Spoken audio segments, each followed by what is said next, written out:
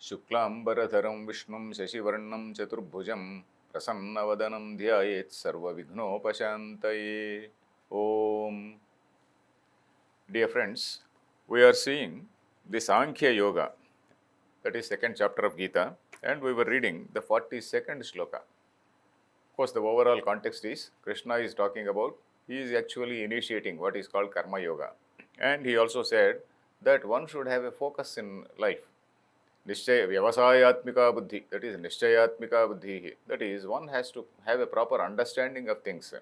It is only when we have a proper understanding that understanding or knowledge will drive us into proper action. When there is no proper understanding or knowledge, then we are driven in so many ways. So that is what he told in an earlier shloka, Bahushakha Hyanantascha, he said. And in this shloka which we are reading now, he is now saying how we are allured, how we are attracted by so many allurements and so many flowery words which are there in the Vedas. Yam imam pushpitam vacham pravadanti avipaschitaha. He is referring to those people who are avipaschitaha, avidvamsaha, ignorant people. And who are these ignorant people? Avipaschit. Sanskrit in Upanishads, this word vipaschit is used frequently. Vipaschit is, it comes from the dhatu, pashyati. Pashyati, drushir. Drushir is the dhatu, drushir prekshane. Drushir becomes pashyati. Pashyati, vipaschit is somebody who sees. Sees means not only physically seeing, who sees things correctly. Vipaschit, one becomes a vipaschit only when he has that analytical power, only when he has that examining power, only when he has that investigating abilities, and he knows the reality. And such a person is vipaschit. Avipaschit is somebody who does not have that analytical ability. Avipaschitaha is the plural. Avipaschitaha, pravadanti avipaschitaha, avivekinaha. Aviveka, viveka also is the viveka also means discriminating. Discriminating means not discriminating somebody from somebody else, not positive discrimination, sexual discrimination, not caste discrimination. That is not discrimination. We are using that word discrimination in a different sense. Discriminating means finding out what is right and what is wrong, discriminating the right from the wrong. That is viveka, vichir. Vichir means prathak bhave. You have to separate. You have to separate the chaff from the grain. Suppose there is a total chaff and the grain. You have to separate the grain from the chaff, and you have to take the grain only, and you have to leave the chaff. So that is what is called discrimination. Discrimination is trying to find out what exactly is what we want and reject what we do not want. So that is what is the discrimination. So avivekinaha means people who lack that sense of discrimination, people who lack that sense of knowledge. Avivekinaha, what do? They are Veda Vada Rataha. They are the people who are fascinated by what all are told in the Vedas in several places. Of course, here we are not finding fault with the Vedas. Krishna is not finding fault with the Vedas, because Vedas are the things which are taking into consideration the whole range of human nature, because the human nature is so diverse. And in the Vedas, they cater to all the people of all different natures, sattva guna, rajo guna, tamo guna, different shades of sattva, different shades of rajas, different shades of tamas, etc. So here, what we are censoring or what we are criticizing is the greed or the desire for the desire. So the greed or desire is being censored and not the Veda. Veda is not being censored. Veda Vada Rathaha. Vedas, they say, okay, you do like this, oh, you will get infinite result, it will say. Vedavada, it also means what is called Arthavada. Some scholars have interpreted it as Arthavada. Arthavada is one strategy in the Vedas. One strategy means, why I use the word strategy means, suppose I want you to do a particular thing. If I want you to do something, then I will say, I will praise it to the skies. Oh, if you do like this, you will get this. Like our business representatives, all the business representatives, what they do is Arthavada only. They come to you and they say, okay, you come to us, this, you take our product and you will get heaven, you will see heaven. So something like that. So Vedas also, they say, suppose I want to ensure that people get up very early in the morning. So I say, there are two ways of saying it. I say, okay, if you get up before 5, before 6, and then before the sun rises, if you get up and then you offer argyam, then you are surely attaining heaven, I will say. Or in another way, negative way, I will say, if you do argya pradana after sunrise, you will get some papam. So for that papam you have to do some prayaschitta, etc., etc. So there are two ways of saying. That is promising some reward or giving a threat of some punishment. So that reward and punishment. So that is exactly what this Arthavada does. Arthavada, the meaning of Arthavada is, Artham is prayojanam. What is Artha? Artham is Purushartha, Dharmartha, Kama, Moksha. What we say? Artham is prayojanam. Artham uddishya uktam. That is Arthavadam. Artham uddishya. I keep in mind some objective. I want that all people have to stick to this standard of behavior. So when I want that people want to follow this, people have to follow this behavior, I will say, okay, if you do like this, you are going to heaven.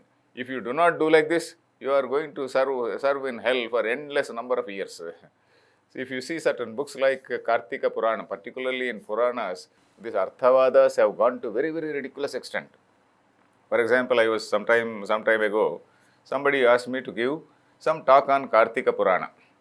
I was reading that Kartika Purana, I was astonished at the vulgarity in so many places. Definitely Sage Vyasa, I don't think Sage Vyasa has written that Kartika Purana. I am not sure, I am not debating on that. But it shows a person who has committed so many sins, and having committed so many sins in a very deliberate way, knowing fully well, then suppose you light a particular lamp, you light a lamp on that Kartika, in that Kartika Masa, then all your sins are washed away. That should not be taken literally. That is what is Arthavada. Arthavada is, it is recommending a particular behavior, and in order to recommend that particular behavior, it is saying if you do like this, you are going to get this much of reward. And if you don't do that, you are going to suffer for endless number of years in hell. So such things, we should not take them literally. And unfortunately, some people, they take them literally, and they get tied down, and they also say, oh, Hinduism is full of superstitions. Hinduism appears to be full of superstitions because we are not understanding this concept called Arthavada. We have to immediately say it is Arthavada. And all the standard commentators, all the commentators on all these ancient texts, they say this is Arthavada. It should not be taken literally. So it is like that. So we have to understand that word Arthavada. It's a very important point. For example, a towel on the left shoulder, you will have sin. If you are going to have it in some other fashion, you will have sin. And then if you are tying your dhoti in a particular way, you will have sin. There are so many things. So these things have to be taken as Arthavada only and not literally. They are basically meant to enforce a particular etiquette, enforce a particular way of life, a particular way of behavior, not way of life, a particular way of behavior. So they are only to be taken like that. Otherwise, we will think, okay, our religion is so full of superstitions, there are so many superstitions. It is not superstition. Unfortunately, this Arthavada is mentioned in the Vedas also. In fact, it is a term which is used in the Mimamsa Shastra. Not in Vedas directly, but in the Mimamsa Shastra, they say how the Vedic words, Vedic sentences in so many places have to be understood. In some places, they have to be taken literally. In some places, you have to take them as figuratively. And something like an exaggeration, exaggerated praise or exaggerated condemnation. So Atishayokti, we say in Sanskrit, we say Atishayokti. That is exaggerated praise or exaggerated condemnation. So here, Vedavada Ratah Partha. And they don't stop there, they say Nanyadasti iti vadinah. Beyond this, there is nothing else. So Veda is saying, okay, you do this particular yajna, you are going to heaven. And beyond this, there is nothing else. What all talk about? You will talk about your liberation, and then you will talk about what is called Karma Yoga, you will talk about Moksha, Atma Jnanam, etc., etc. Atma Jnanam, etc. is of no use, they say. Some people, they also say like that, because in our tradition, we have allowed all the people, because ours is a very, very debating society. In fact, there is a big book called The Argumentative Indian. The book's name is The Argumentative Indian, written by one Nobel Prize winner, Amartya Sen. In that book, Amartya Sen has devoted one whole chapter for this argumentative nature of Indians, and not that we are all freely debating and whatnot. He refers to a very serious tradition called Shastra tradition. For example, all these Shastras, for example, Vedanta Shastra, whether it is Vedanta or Mimamsa or Nyaya, all these Shastras have debated, have grown or evolved by in the process of debating. Because there is a person who is projecting one point of view, there is another person who is projecting another point of view. So they sit together and debate, not with an idea of defeating the other man, but with an idea of knowing what is the reality. The purpose is vada charcha, shastra vada. Vada is a debate where both the people, they are interested in knowing the truth. They are not interested in defeating the other man. If that interest is there, by any chance that ego is there, he is not a correct vadi. He is not a correct vadi. So there is a purva paksha, there is a siddhanta. Suppose the other person, he gives a particular argument. He gives a counter argument. Suppose I want to project something. I have an idea. So the other gentleman does some sort of brainstorming. So in this brainstorming, suppose the boss presents a particular idea. And that particular idea, all the pros and cons are debated. All the pros and cons. Okay, if you do like this, these are all the negative things. So all those things have to be answered. They have to be accommodated properly. They have to be answered properly before we formulate our strategy. So that is what is vada. Vada is somewhat similar to our brainstorming today. Vada is not just not merely debating and denouncing the other man. So this Vada tradition is something which is a very, very healthy tradition which we have right from the time of Upanishads, because in the Upanishads also we have this Vada tradition. For example, in Brihadaranyaka Upanishad, sage Yajnavalkya, he has a debate in the court of King Janaka. King Janaka is a very great example of a great wise king, and in whose court there were so many sages, there were so many debaters debating on various issues. So like that. So here, Nanyadasti iti vadinaha, we are referring to all this Vada Siddhanta. And this Nanyadasti iti vadinaha, there were also people who were saying, beyond this there is nothing. Beyond heaven there is nothing else. In fact, one Mimamsa Sutra also says, Amnayasya kriyarthatvat, anarthakyam atadarthanam. Amnaya means Veda. Amnayasya kriyarthatvat. The purpose of Veda is to motivate a person or to inspire a person to do a particular karma. Inspire a person or direct a person to do a particular karma. And all other statements like, okay, Jiva, Brahma, etc., they are just incidental statements which do not have much meaning, which are only secondary in nature, which need not be bothered about. We need not bother about them.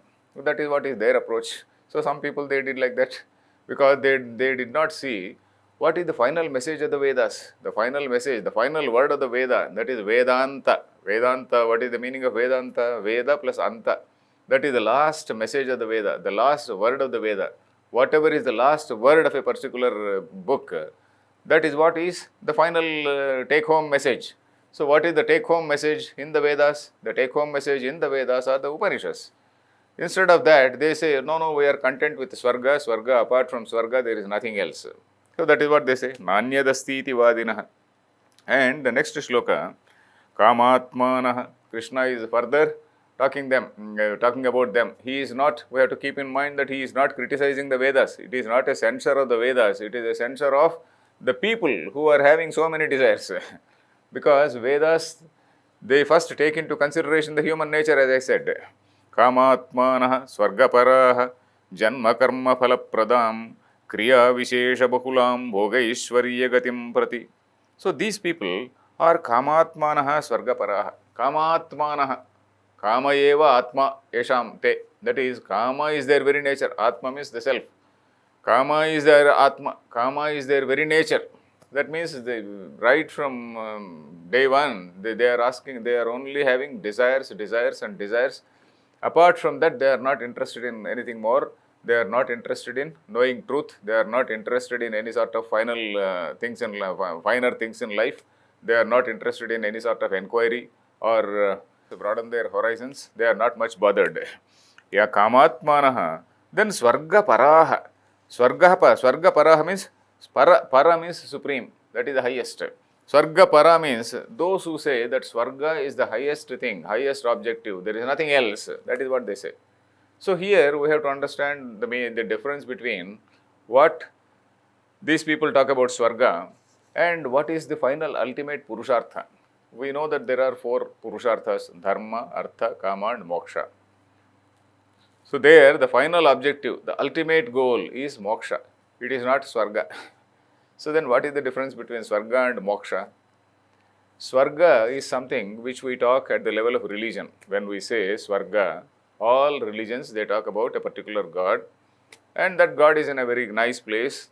And if you are doing all good deeds, and if you are also doing some bhajan of that gentleman or lady, then you are going to that place, and you will be there in the company of that gentleman, and he will also give you some wine, which is the same wine which he is taking. He will give you some wine, and you can also enjoy some beautiful things there, including some women, etc., etc. So that all that thing, that is what is the heaven. That is an extension of physical pleasures. What all physical pleasures we have missed out in this life, you are getting, or rather the Vedas are promising, or the religion is promising. The religion is promising that yes, you are going to get all these things. You be good here, you do good things here, you are going to get all those things. So that is at the level of religion. Moksha, when you are coming to moksha, it is not at the level of religion. Religion, absolutely, it is not nowhere in the picture. It is at the level of philosophical investigation, philosophical inquiry into what is the reality. What is the reality? That is what is moksha. That is moksha. The root is, the literal meaning of moksha means, it comes from a Sanskrit root, munchil. Munchil means to get liberated, to get freed. That is, to get freed. You are becoming freed. You are becoming freed from so many mistaken notions. All the mistaken notions, which are called Hridaya Grandhi. Vedanta is going to call them Hridaya Grandhi, or the knots in the heart, knots in the mind. They are all the knot, K-N-O-T-S, knots. They are all like knots in the mind. And all those knots will be cleared, and you are free. You become very free, because all our doubts, etc., they get cleared, and you are a happy person. So that is the state, what is called a liberation. And liberation has something to do with understanding. Liberation has something to do with proper inquiry and investigation. So this is something which is at a philosophical level. So the very first point we have to see the difference between Swarga and Moksha is, Swarga is something which is told at the level of religion. And we are not rejecting religion. Okay, we are accepting it. Because if you totally reject religion and if you talk philosophy only, then the whole society will be confused, because the society wants a god, the society wants this god, that god, something else, etc. The society wants different types of gods. So all those things are allowed only. So that's what we call Swarga is something which is told at a very practical level, at a limited level, whereas moksha is something which is told at a philosophical level. And another thing which we see about Swarga and moksha is, Swarga is something which is achieved by doing a particular karma. Okay, you do this yajna, or you do this dhanam. Yajnyo dhanam tapaschaiva pavanani manishinam, Geeta says. Yajna you do, dhanam you do, then you do some other karma, some other thing. All these things, they are going to add up to your punya. And this punya is going to lead you to a particular place called heaven. Whereas in this liberation or enlightenment, even in that enlightenment is a beautiful word. What is the meaning of enlightenment? Enlightenment means to make oneself light. You are becoming light. Otherwise, you are having so much of burden of so many unresolved problems, unsolved problems and unresolved tangles. So all those tangles are resolved. So then you have become very, very light. So that is what is enlightenment. So here that enlightenment is, or moksha, is realized by knowledge and not by any particular action. And another thing is about heaven. Heaven, a person who does punyam and goes to heaven, there is a particular duration for that, depending on the quantum of punyam you have done, depending on the amount of punyam you have done. And for this thing, in the case of realization, there is no such a quantum. And this Swarga is one state of enjoyment. It is called a Swarga Loka. We call it Goloka, some other Indra Loka, some other Loka called Pitru Loka, or some other Loka called Kailasa, or maybe Vishnu Loka. So all these things, they are all various states of enjoyment. Whereas this, what we call realization, is not a particular place. It is not a place which you are visualizing somewhere. For example, Swargaloka means you are visualizing somewhere. But here this bliss or rather enlightenment is not something, it is not a separate place. You are sitting where you are like what you are behaving like any other ordinary man, but you are happy, you do not have all those mental tensions and all these problems, etc. You are at peace with yourself, at peace with the external world, at peace with everything. So, Adidhaivika, Adhyatmika, Adibhautika, all types of Shanti you have achieved. So, there is absolutely no tension at any level. And religion or Swarga is at the level of what we call relative truth. We have accepted it as a relative truth, whereas the absolute truth is what is called realization.